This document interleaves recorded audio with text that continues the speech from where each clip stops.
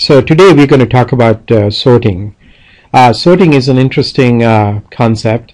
It's very important because if you have a set which is sorted, it's easier for you to find things, as we saw in the other lectures, that we can perform binary search, that sort of algorithms on sorted sets. So sorted sets allow us to make assumptions that will make things perhaps easier to find. So the concept of sorting, I want to start with a few definitions of what sorting means.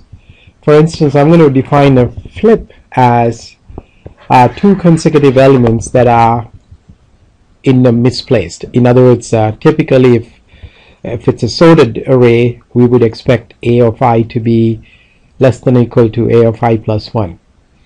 When I talk about sorting, I'm always talking about the sorting in increasing order. We can also define an inversion as two elements ai and aj's where the I is less than j, such that ai is greater than aj. So in other words, if I show you an example like this, we have 3, 2, 1, 4. Now in this array I will be able to find one flip here and 2 here, and then this one is okay, 1 and 4 is okay. But if I look for inversions, I can find with 3, anything less than 3 would be an inversion, so we can find 1 and 2. If I take 2, I can find that's an inversion. If I can find 1, then I can say 1 and 4 actually it's not an inversion. So we can find flips and inversions in this set. Now we can have a little theorem that says if an array has no flips, then the array must be sorted. So the maximum number of flips in an array of size n, if you have an array of size n, you can find n minus 1 pairs, adjacent pairs, and therefore each one can be a flip. So therefore you can have up to n minus 1 max number of flips. We can ask the question, if the array has no inversions, then the array is sorted. Now it's easier to show that the number of flips is a subset of the number of inversions. So if you can show that the number of inversions is 0, then that would imply the number of flips is 0, and hence the array must be sorted. So the answer to this question is array is sorted. And this is also true because it follows from the fact that the number of flips are 0 implies the array is sorted. Now if you ask the question, what is the max number of inversions given an array of size n, now we do know that if you take the first element here, you can have up to n minus 1 possible inversions, and for the next element you can have up to n minus 2 inversions, and if you have this element you can have up to 1 inversion. So the sum of that would come to n over 2 n minus 1. Now so this is kind of interesting because that kind of gives us an insight into, if we develop an algorithm to sort a set, we probably could not be doing it better than big O of n squared complexity if we go with an algorithm that try to fix the inversions in this array. So an idea of sorting then would be remove all the inversions. So based on what we have talked about, so we can say maybe that would take, so let's start with the idea of selection sort, and we'll try to discuss what the selection sort is all about. So the idea of selection sort is really simple. What you need is you find the minimum element in the array from the entire array. That would require n minus 1 operations to do it, and then you would swap the minimum element with the first location. Second, you take the minimum element of the remaining array. In this case, it happens to be 30. That's going to take n minus 2 operations. And then you would swap the 30 with the 99. So you continue this process like that. So you have that many comparisons, n minus 1, n minus 2, n minus 3, like that. Many comparisons to find the min. That would add up to n over 2, n minus 1, which we know is a big O of n squared. And we also have one swap in each of the cases. So you have, so here are the comparisons, and here are the swaps. So we can talk about the complexity of the code in terms of we have n swaps, or n minus 1 swaps, and then we have O of n squared comparisons. So a total of O of n squared complexity. Now the important part here is that to recognize that at each iterations you have a sorted array and an unsorted array. So each iteration must reduce the unsorted part by one element and increase the sorted size by one element. So we know that after n minus 1 iterations, our sorted size is n minus 1, and hence the other side we can do n operations. We can say the sorted part is n things now, n things sorted, and unsorted part is 0. So thinking about the selection sort, we can start like this. We can say we will start with lower and the upper, and then at some point here we have some index I. So let's take the snapshot of the loop iteration at the ith location. So what we're trying to do is to, at that point, we're trying to find the min here. So we need to find the min of the array given by I to the upper. And we also do know that this part here from low to I minus 1 is sorted. So that is good. Okay, and then we do have we also do know a few other things. I think let's start to put down some conditions that we do know. So first of all, we would like the I to be between low and upper. Eventually I'm going to add the equal sign for the upper to come up with a loop invariant. And then we also do know that the low to I is sorted. Now there's one other thing we do know. One other thing we do know is that if you take this element, a of I minus 1, now a of I minus 1 we would expect to be less than or equal to all the elements in the segment from I to upper. Now that's important recognition there. But we also have to be careful about the value of I here. We don't want the I to be 0, so we're going to say either I is equal to low or a of I minus 1 is less than or equal to a of I upper. This notation means that all the elements a of I minus 1 is less than all the elements in that range. Now, so we can use all of those loop invariants. So the three loop invariants that I talked about are here: the boundary for the index and the sorted part, and the fact that we know ai minus 1 is less than a of I to upper. And then here's a piece of code that finds the minimum. So the minimum, finding the minimum is essentially starting with the I. So minimum we assume is the I index, and then you run a j loop from I plus 1. So you're looking at the other elements from here to here to here until the upper minus 1. If you find something that is better than the min, like case of j, you would make the min j. So one thing we can guarantee, another loop invariant would be that we have loop invariant for j. J has to be between I plus 1 and upper. We also know that the ace of min at any given point must be less than or equal to, so if you take ace of min, must be less than or equal to the array segment from I to j. So that's easy to know. And these are some of the loop invariances that we can add to prove the correctness of our algorithm. Now finally the complete code looks like this. We find the min inside this loop, and then we do one swap with the s of I to at the s of min to get the min in the right place. So like I said before, the each loop runs, if you start with lower equals 0 and upper equals n, to find the min of size n array, it would take like n minus 1 operations, then n minus 2. So we would have a, you have to do a comparisons of, so we can do that in the next iteration. So like for example, we have to do comparisons, then we have to do swaps.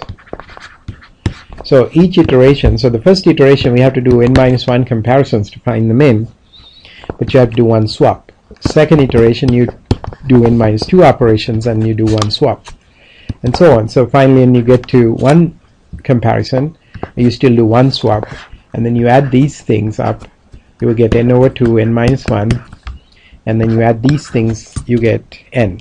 So we can roughly say that our runtime, which we call f of n, is a formula given by a formula like this.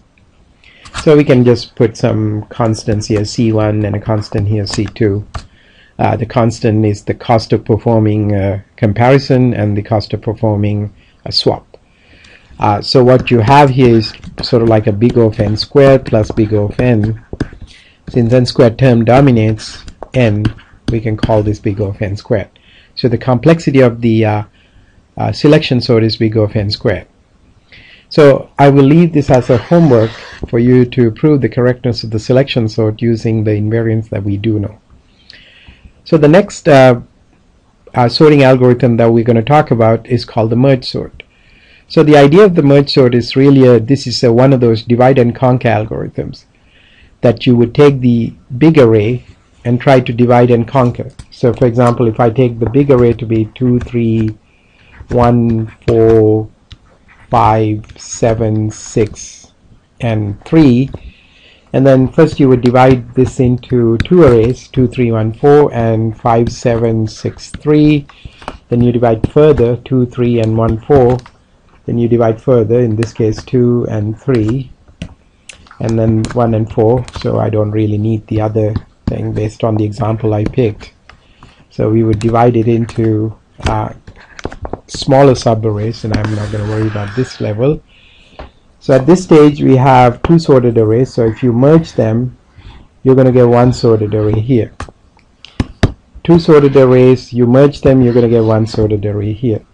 You merge these two sorted arrays, you're going to get a sorted array which is 1, 2, 3, 4.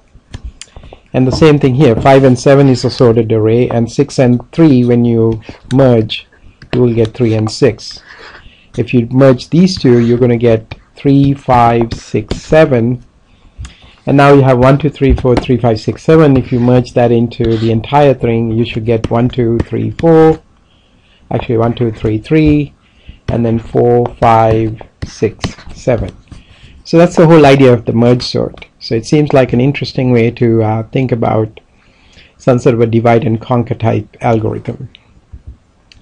So merging two sorted arrays is a simple process. You would maintain an index I for one array and an index j for another array, the second array, and an index k for the third array, which is the resulting array. Note that we do need extra space in order to perform the sorted, merging part.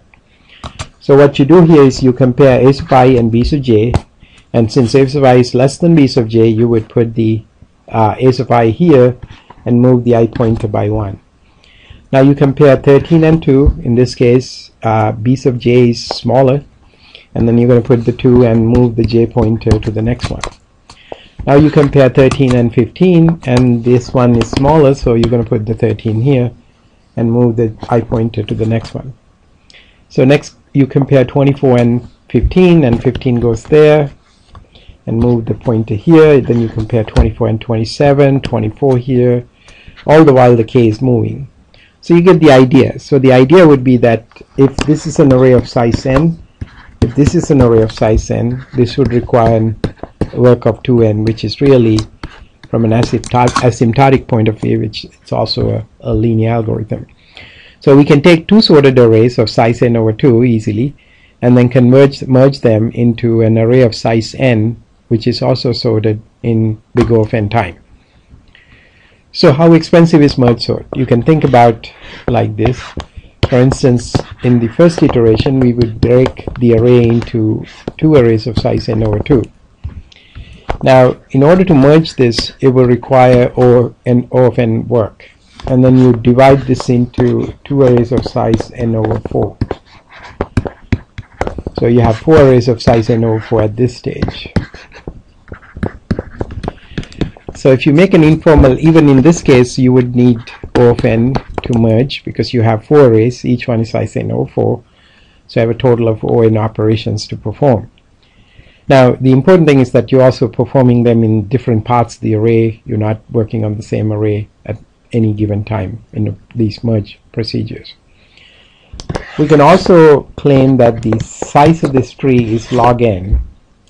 We will make an argument for that. For instance, if you take 8 elements, and if you organize them in a tree like this, think of this as 8 things that you have organized in a tree.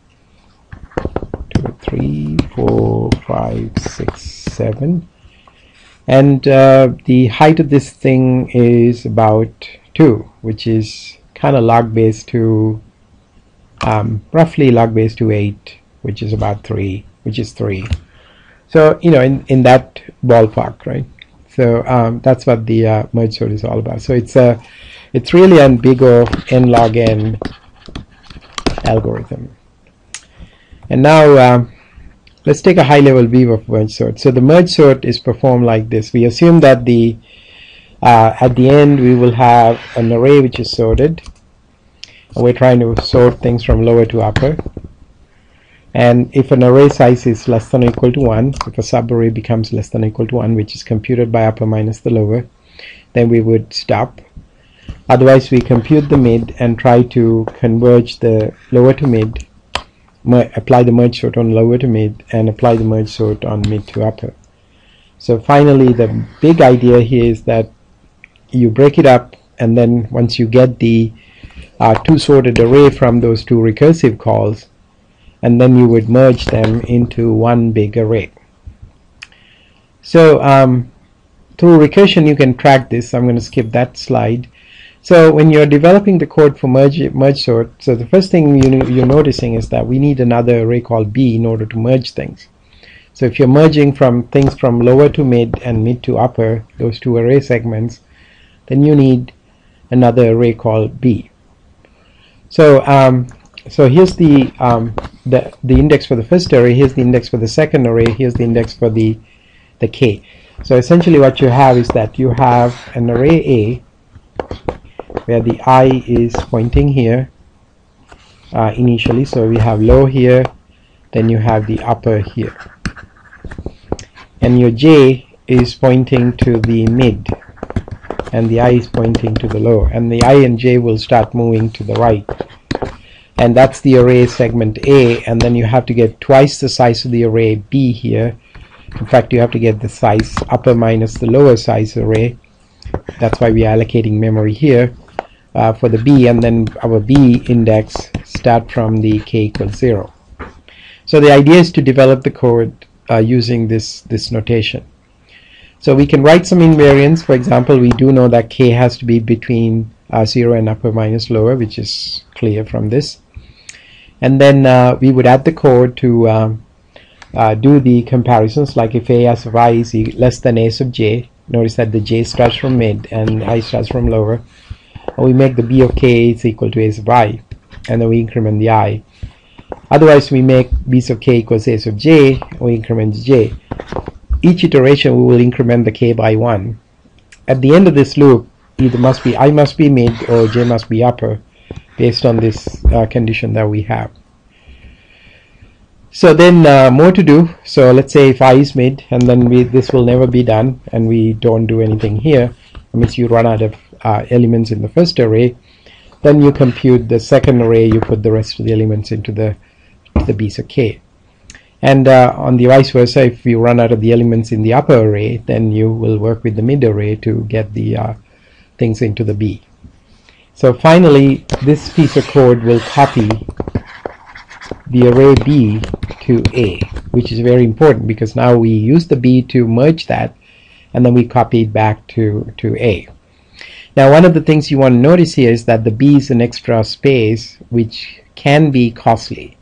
Although we can keep reusing the same B, but still we are using some other memory, piece of memory.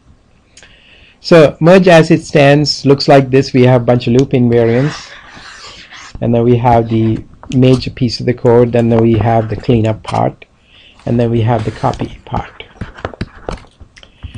And but you can strengthen the loop invariants. But for example, if you look at this loop invariant, it seems like we can probably do something there. So it's really clear if you take the I minus lower. So for instance, if you take the two arrays, so we have the I operating on here, and the J operating on here, and the mid is here, and the lower is here. So if you take the I minus low, which is how many elements you have in here, plus the J minus the mid, how many elements you have processed from that piece, you take those, and then what you have is a K, which is going to be the sum of these two, so that piece as well as that piece here. So we can claim that the K is equal to I minus lower and the J minus mid. So the rest of the code stands as it is. So we can also deal with the residual loops, like these are the cleanup loops. We can add the same type of a condition there in order to have as loop invariants. So we can have all of those things done there. Now we can further strengthen the loop invariants by observing the following. Like for example, if you have, so let's draw a picture here. So let's say that we have the mid here for the A array, and then we have the low, and we have the upper, and then we do have I pointing here, and we do have the J pointing here. So we do have those two things there. Now we do have the B, which is the array where the K is pointing here. Now if you look at this element here, we do know that that element must be less than or equal to A sub I, because otherwise it would have gone into this location here. Same way we can claim that the B of K minus 1, that element, B of K minus 1 element, is less than A sub J. So we can claim that this B of K minus 1 element is less than both A sub I and A sub J, less than or equal to. And that seems like a reasonable thing to assume. And so we do have some more loop invariants that strengthen our conditions further. So we can add those things into the also to the residual loops, and we have those conditions here. If I is equal to mid, or we can claim that B of K minus 1 is less than A sub I, or J is upper, or B of K minus 1 is less than or equal to A sub J, and we can assume that K is equal to 0, or J is upper, or one of those conditions. So that kind of wraps up the loop invariants for the merge sort, and we will leave the proof of this as sort of an exercise for you.